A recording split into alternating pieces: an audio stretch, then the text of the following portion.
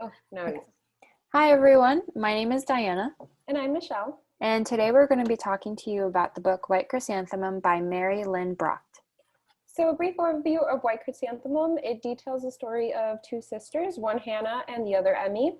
Hannah is the older sister, and her story takes place during 1940s South Korea, in a time where it is under Japanese colonial rule, and Japan is in the Second World War.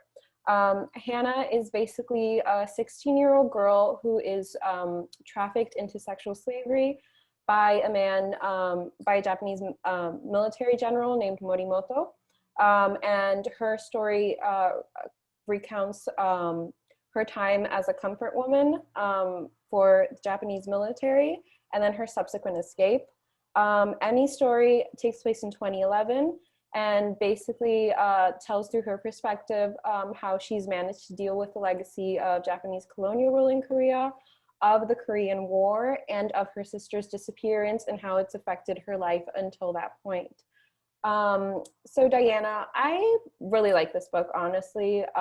There's about maybe like one thing that was like a major dislike for me in this book, but how did you feel about it? I also really like this book. Specifically, I liked how the author used a lot of symbolism and imagery to convey her thoughts. I really thought it was profound when she used the title and the flower White Chrysanthemum because it's a symbol of mourning, and basically the whole book has us go through Emmy, the younger sister's grief and mourning for her lost sister Hannah. And we can definitely see that when she is, waking up from nightmares of visualizing Hannah's kidnapping by the Japanese soldiers, her, mistaking strangers on the street for Hannah because they look similar to her, or hearing her voice or wanting to see her picture somewhere. And I also really like that I could relate to Emmy's grief and mourning throughout the process. It's very realistic because she is giving us all these emotions about how, she's afraid to tell her children because it's a really traumatic event that happened to her and only a few people know. And I just think that Hannah's story, on the other hand, as well, is very realistic because the author gives really immaculate details about the way she was raped and who she was raped by, and she gives us the way the house looked and what she smelled and the way the soldier looked at her, etc. And all these things make it really important for the reader to understand how brutal and tragic the comfort woman scenario was. And it also helps us basically learn to not relive history. Yeah. But what did you think? No, I completely agree. I know that like sometimes the graphic detailing of like rape, sexual assault is like puts some people off, but I feel like in this case for this story, it really is necessary. I also did like I like the point you made about like the white chrysanthemum and like how it like is like a symbol throughout the entire book for Emmy's mourning. I liked how in the book they kind of mentioned the duality of the white chrysanthemum, how for Koreans the white chrysanthemum is the symbol of mourning, but if it's a yellow chrysanthemum, it's a symbol of Japanese imperial rule and the oppression that Koreans faced under it, and how Emmy kind of has to navigate that duality within herself and like and Korean society as a whole. However, there was like a point of contention that I had with this book that like really kind of threw me off, which was when General Morimoto's backstory was explained. So basically, the reasoning he's giving for taking Hannah in the first place, and then for taking her from the brothel to be his like supposed bride, is that his son and his wife were killed in a U.S. internment camp. And I kind of felt like his backstory was honestly just a little bit too convenient. Up until that point, I was like really into the story. I was like, I knew it was a fictional account, but everything felt really real to me. And then Morimoto's backstory came, and it just kind of like threw me, like it just like knocked me like the book suddenly I was like out of it, like the story. It just became a little bit too um, convenient for him to have this backstory.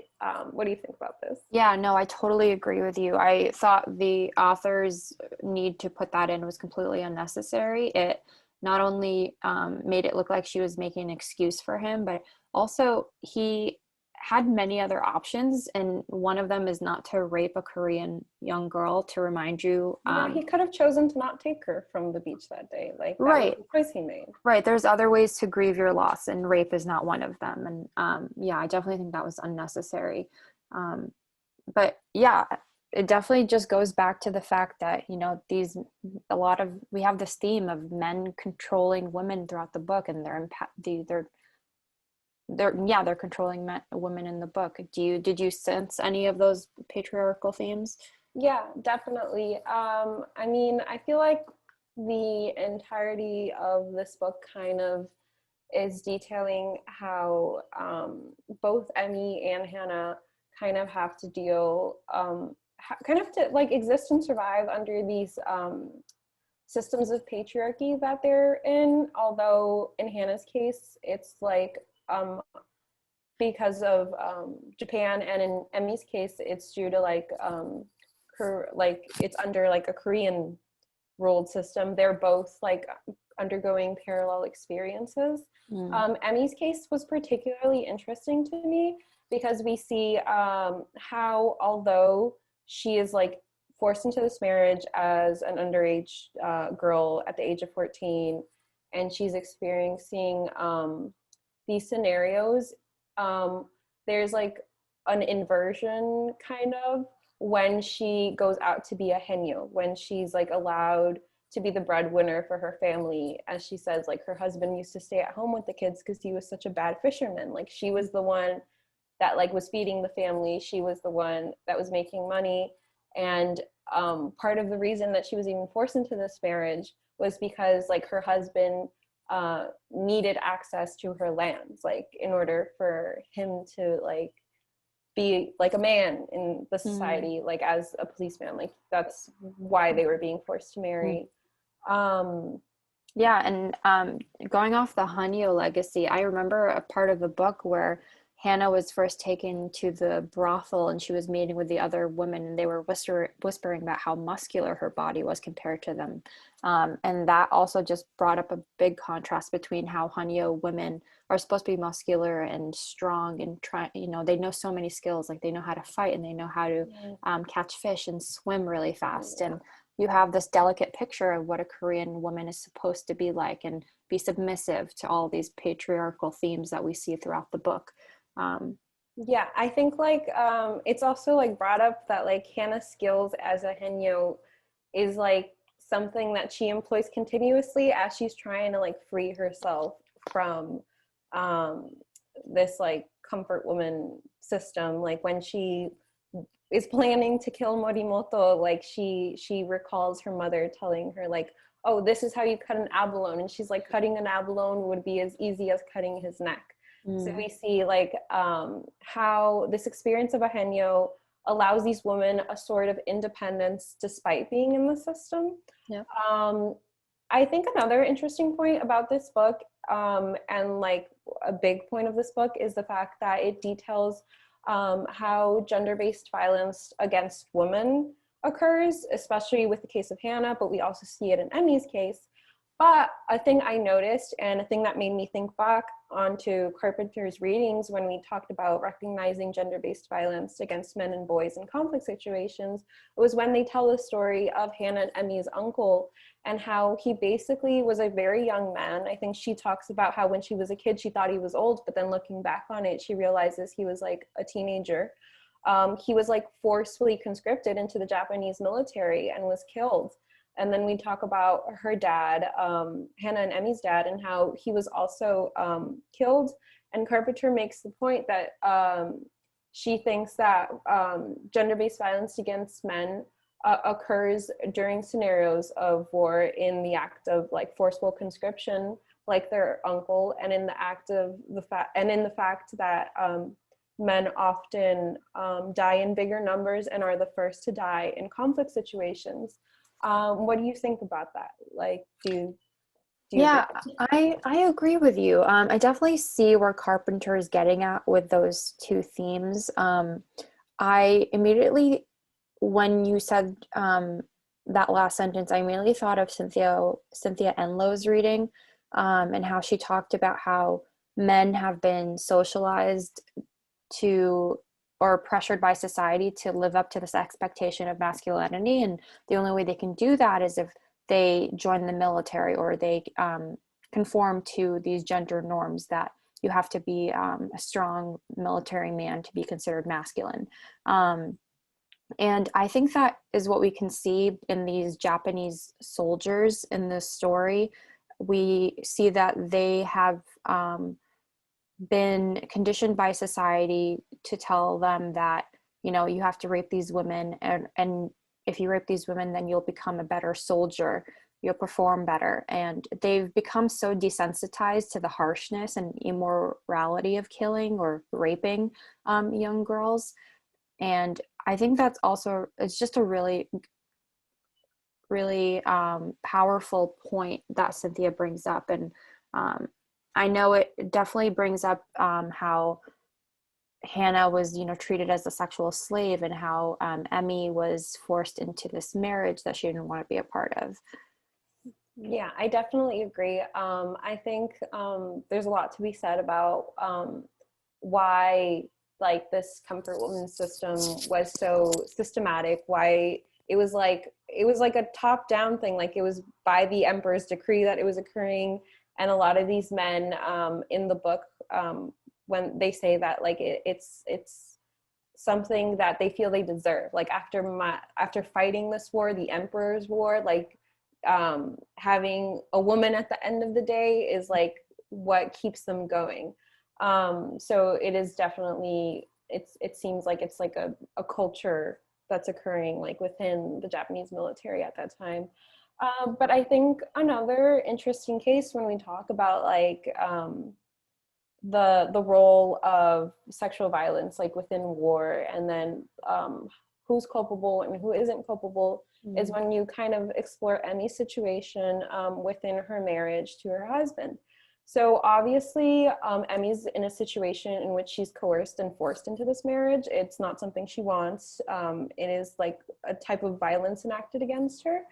But when she explains, like when she unveils the details of her marriage to her children, her son like is basically enraged, and he like asks his mom like, how could you like continue to stay with him? Like why don't you hate him more? Like how could you stand to do like go through this? And she tells her son that although she like hated her husband, at a certain point she realized that he was also a soldier who was just following orders. And perhaps this kind of reminded me of when we talked about in class about how culpable sometimes people are in these war situations, especially when we talked about rape during war. And if you're forced to rape someone during war, are you considered a victim, or are you solely the perpetrator?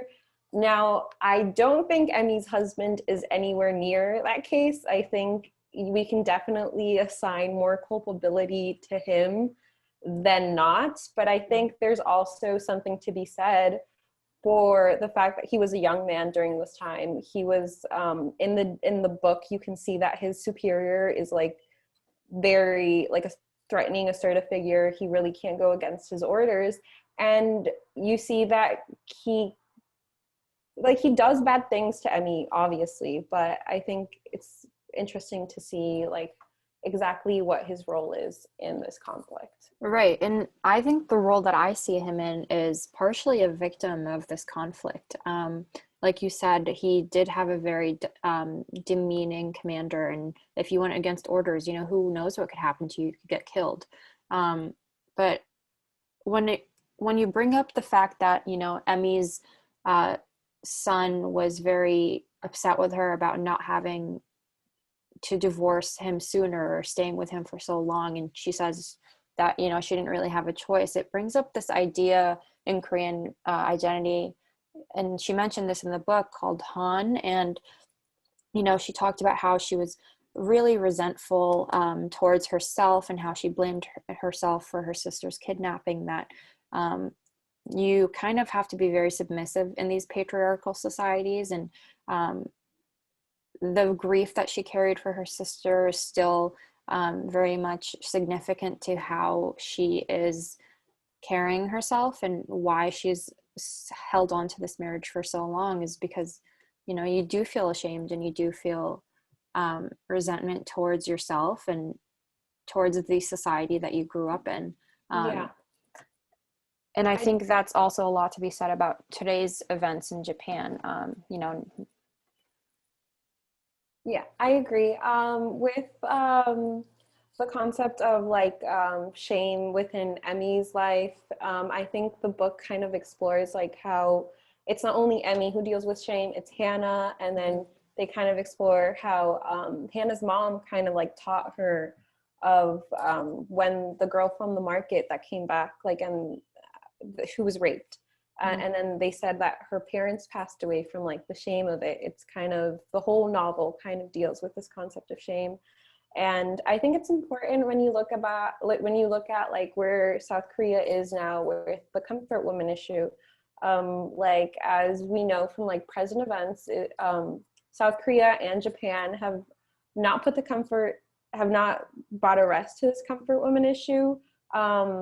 South Korea is still very much demanding that Japan take accountability for what was done during this conflict. And there are many people, Japanese and even like Harvard professors in the US who say that they don't believe the comfort woman, and they don't believe South Korea, and they don't believe the numbers that South Korea is reporting of the women who were affected by this conflict. So we can very much see that this issue is still very present. It still affects people. As of now, most of the comfort women have passed away, but younger generations of women and Korean society as a whole, it's still a topic that very much resonates within their present. So, yeah, and it's definitely shown in the book towards the very end. I mean, that's how we find out that you know, the Hannah died, and Emmy recognized her picture at that protest. And the fact that her daughter took her to this protest, it really showed how traumatic this experience was for the entire family. And it doesn't just affect the one person who's kidnapped, it affects their loved ones who are still searching for them, and can identify when they will be back, or how they were killed, or when and how old. So yeah, the idea of the comfort woman is still very much prevalent today, and it's definitely an issue that needs to be resolved. yeah, definitely. Well, thank you guys for listening to our podcast. We hope you enjoyed our little book review about White Chrysanthemum. We highly recommend you read it as well. Great. Thanks all. Thank you.